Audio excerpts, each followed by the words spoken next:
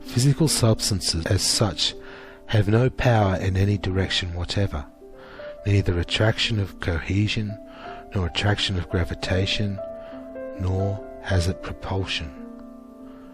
But it is of itself inert in all particulars, as two ships sailing near each other will collide, or as two balls suspended by long cords will approach each other somewhat.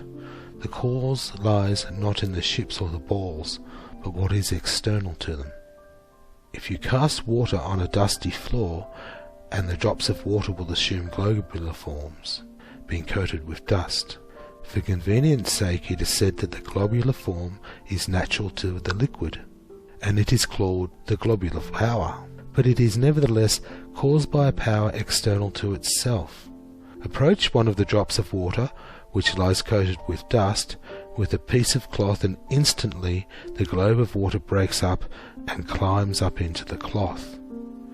This is erroneously called capillary attraction, but in fact the water has no attraction for the cloth, nor the cloth for the water. The power which compelled this was external to both, and was the same kind as the vortexia that brought the earth to its centre and maintained it herein. Withdraw the vortexian power, and the earth would instantly go into dissolution. But when the cloth approaches a drop of water, it breaks the vortex thereof, and the water goes into divisible parts of the cloth in search of negative polarity. What is called corporeal substance, which has length, breadth, and thickness, physical dimension, remains so by no power of its own, but by vortexia external thereto. Exchange the vortexia, and the physical goes into dissolution. This power was by the ancients called us, or the fourth dimension of corpore. Wherefore it is said, the tendency of corpore or physical is to uncorpore itself, dissolve or evaporate. From the surface of the ocean and from the earth also moisture rises upward. Turn a wheel slowly with water on its peripheral, and the water will not fly off. Let the wheel stand idle, and the water runs off. Or turn the wheel very swiftly, and the water flies off. The same results would follow as regards water if the wheel stood still with the current of air whirling around the wheel. If the air passed slowly, the water would fall. If at a certain speed, the water would be retained on the peripheral, but at a higher speed, the water would be carried off.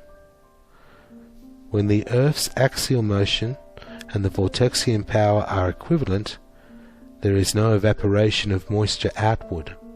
When the vortexia exceeds, there is great evaporation. When the vortexia is less, there is rain.